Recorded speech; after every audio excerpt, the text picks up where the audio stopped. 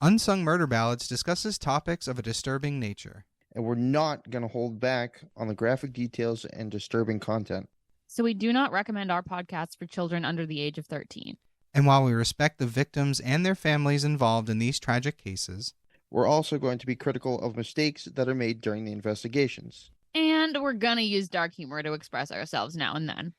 so with that said, this podcast may not be for everyone. And that's okay. We're glad you're here checking us out.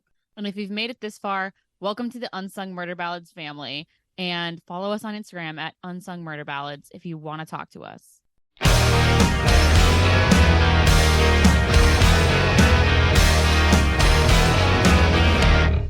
Hey everybody, welcome back to Unsung Murder Ballads. This is episode 96. I am Janus Dead.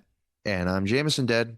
All right, so tonight we have a very interesting episode with a few little twists in it that are pretty cool.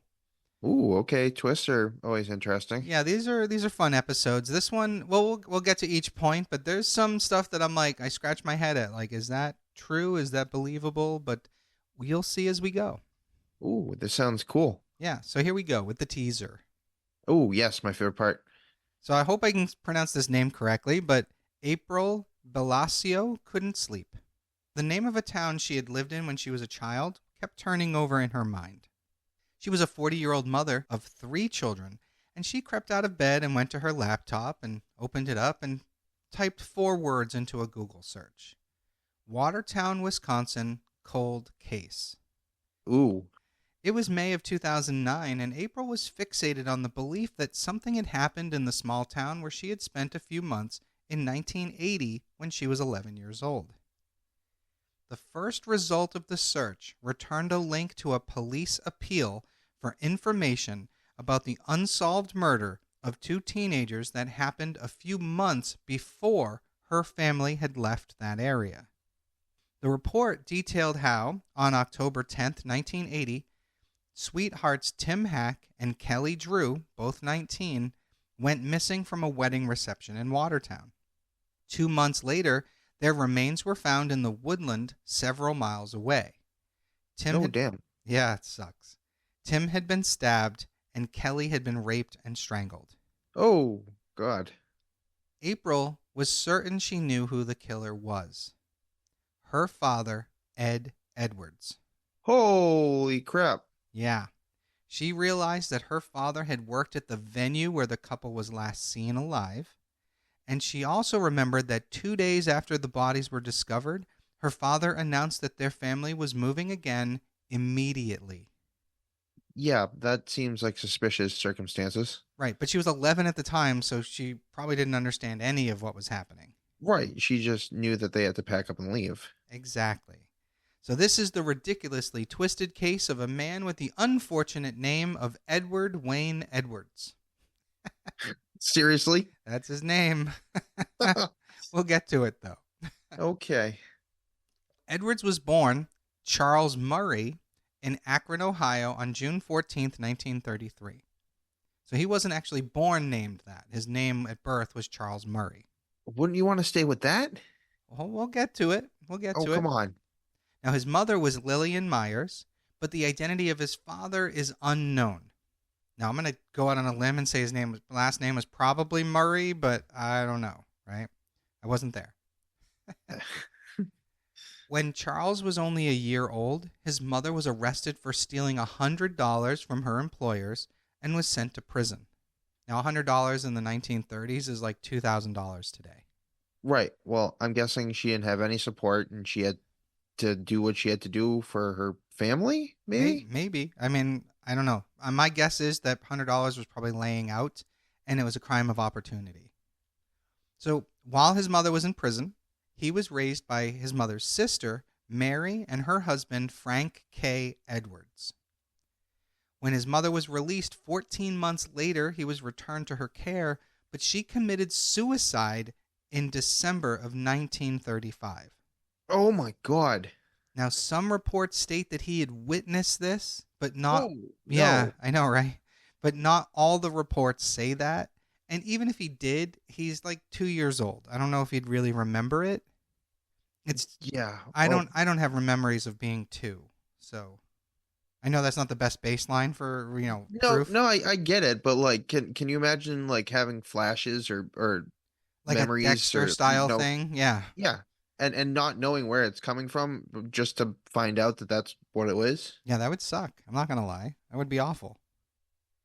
So after this, Mary and Fred adopted young Charles, and when they did so, they changed his name to Edward Wayne Edwards. I'm so sorry, kid. I know. If that was the worst thing that happened in this story, this would not be a bad story. Well, yeah, but right off the bat, It's you a you got some pretty bad stuff going on. yeah, it's a shitty name.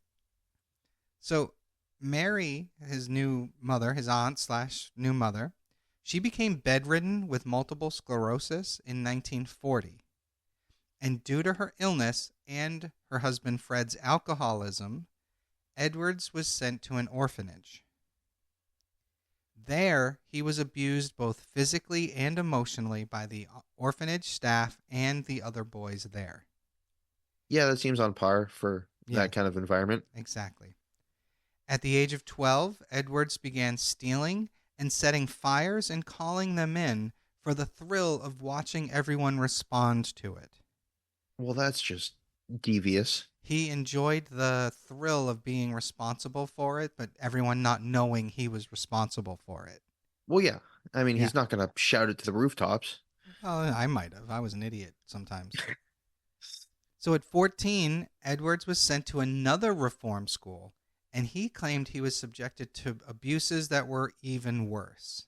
So at this point, I'm going to assume sexual assaults. I was going to say, is that where we're going with this? Yeah, I didn't dig too deep, but I'm sure that's the kind of direction this was going. So in 1950, he returned to the city of Akron, Ohio, and started committing burglaries. He then joined the Marines when he was old enough, and eventually he went what the Marine Corps calls UA, which is AWOL in most cases, which is absent without leave, but the Marine Corps refers to it as unauthorized absence. And Okay. Yeah, I knew what AWOL meant. I was confused with the UA. yeah, it's just a more of a naval term, I think. Gotcha. So he had left from Camp Lejeune, North Carolina. He would be arrested in Jacksonville, Florida, and he was dishonorably discharged from the Marines. Which I have to say, I'm kind of glad that was the case because so many times these guys do stupid shit and they get an honorable discharge that it started to make me feel like my honorable discharge didn't mean as much. Just saying. Yeah, that's rough. Yeah. So in April of 1952, he was sentenced to a federal reformatory in Chillicothe, Ohio, for 2 years. And the reason for this was because he walked around in uniform impersonating a Marine, and he was charged with interstate transportation of a stolen car. Wow. Yeah, so he pretended to be a Marine, probably pulling off all sorts of scams, and stole a car. Fucking idiot. Abuse of power that he thought he had. Yeah, clearly he enjoys the scams of it. Yeah, he clearly wants to be a career criminal here. So at some point he was released, but he was rearrested for burglary. Oh my God, he just can't win. Yeah, he's an idiot. In April of 1955, Edwards broke out of an Akron jail when he pushed past a guard and fled. That's all it took? That's all it took. What? Yeah, and he managed to cross the country. He would I kind of wish I could try my hand at being a criminal in that time. Like that seems Right? like it's like so easy. The 1950s, it must have been, I guess. So he would hold up gas stations for money. He never wore a mask because he wanted to be famous. Yeah. Well, there's the narcissist in him. So in 1956, Edwards was caught in Montana after a series of armed robberies, and he was sentenced to penitentiary in Deer Lodge. In July of 1959, Edwards was released in Montana, but immediately taken into custody in Portland to stand trial for 2 armed robberies in 1956 and was sentenced to 5 years of probation. Which, again, kind of stupid, but okay. Yeah.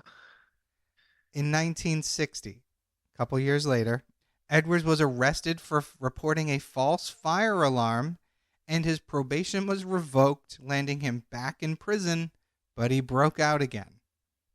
Is there like breaking out stamp that he's getting? Like, does he have to collect all 50 in order to become notorious? Like, what's going on I'm here? telling you, man, it's like fucking Monopoly. He just keeps finding the card, I guess. So he was traced to Colorado because he illegally cashed checks on a Portland bowling club, which he was a member, but he wasn't apprehended at that time. So on November 10th, 1961, he was added to the FBI's 10 most wanted fugitives list. Oh, wow. Yeah, it's pretty big, really, if you think about Well, it. there's his fame and there's his notoriety for him. Which is what he wanted. Yeah. Yep. A federal warrant charged him with unlawful interstate flight to avoid confinement after a robbery conviction. On January 20th, 1962, Edwards was finally captured in Atlanta with his now wife, Marlene. So he got married somewhere in the midst of this, which is hysterical. Once again, I've said it in numerous episodes, but I don't understand how these guys find some gullible woman. Well, I don't know that they're so gullible because I'm sure he's just acting normal, and why would she expect anything other than a normal guy? Yeah, I guess so. So a few months later, on May 18th, 1962, he was sentenced to 16 years at Leavenworth Federal Penitentiary. Oh. Yeah. So 5 years later, in 1967, he was transferred to Lewisburg Federal Penitentiary in Pennsylvania, and he was paroled and released from federal prison. Oh, my God. He said that a guard at the federal prison in Leavenworth, Kansas, turned his life around. When paroled in 1967, he remade himself into an inspirational speaker and eventually married a second time. Oh, my God. I'm assuming the first wife must have left him while he was, spending that 5 years in prison, which, again, she was not wise enough to see the signs, but at least she was smart enough to get the fuck out. Right, yeah. So he claimed that he had turned his back on crime, and he wrote a book, an autobiography called Metamorphosis of a Criminal, The True Life Story of Ed Edwards. Wow. Oh, just the title alone. Holy crap. Narcissist written all over it, right? Yep.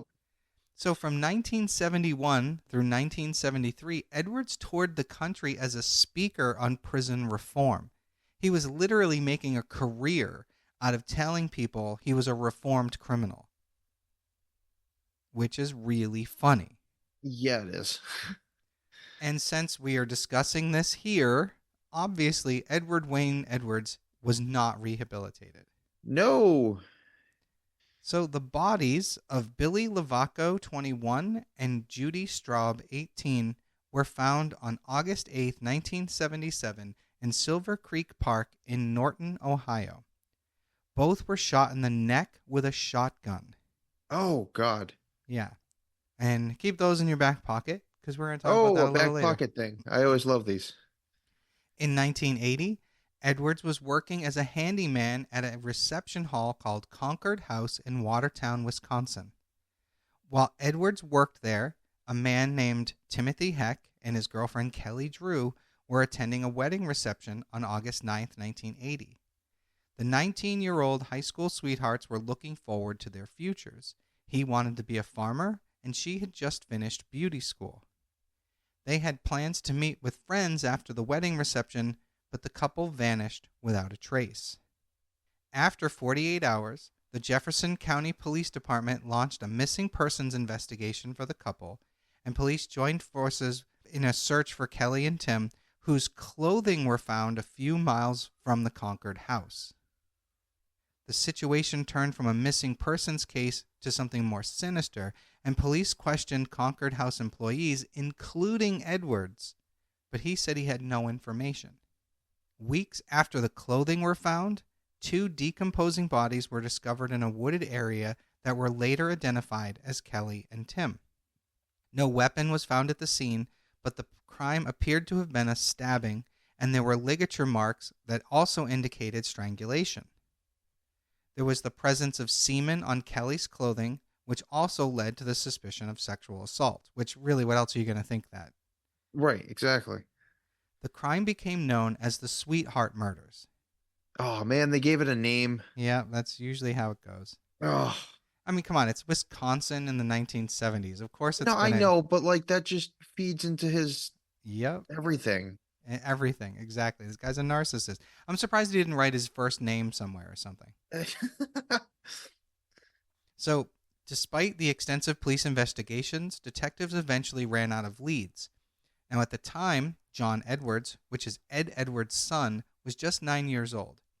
And years later, I guess it was a show, it was unclear, but years later, on something called Living with a Serial Killer, he recalled the search parties and the helicopters. He also said that he remembered that just after the discovery of the bodies, his father hurriedly moved the entire family out of the area. The family was often on the move, John told the producers of this show, and that his father was a troubled man. He said, I don't think he knew how to control his emotions. There was just some type of rage there. Now, many years later, jumping ahead, one investigator named Richard Llewell would approach this case with vigor and a hunch. He believed that the odds were strong that the police had actually interviewed the killer and that that name would be on file somewhere. And after 2 months of digging into the files, the name that stood out to him was Edward Wayne Edwards, who had fled the area with his family after the murders. And when he began questioning people about Edwards, like the handyman, he was told that that guy was short-tempered and volatile, and it was a man who beat his wife and kids and was basically a monster. But we'll get back to that again later. Okay. Yep. That's a lot to take in, but yeah. Well, I mean, unfortunately, this guy wouldn't look into it again for years. Like that guy doesn't look into it for years. So there's a lot we got to get through to get to that point, but we'll get there. So back in September of 1980, the family had left Wisconsin, and Edwards drifted to Pennsylvania, where he burned down a rented house. He just What? burned down a fucking house. What, for fun? I guess so. And in Okay. December of 82, he was sentenced to more than 2 years in prison for arson. Fucking idiot. In July of 1986, he was released from the Pennsylvania prison, and things go quiet for him for a little bit here. He doesn't surface again until the next part of the story doesn't really become relevant until 1994. Oh, wow. He had a nice cool down period. He did. Or he may have had more victims that we're unaware of. So Okay. In Fair enough. 94, Edwards and his family welcomed into their home a young man named Danny Law Glockner. Danny was in the foster care system because his family had fallen on hard times.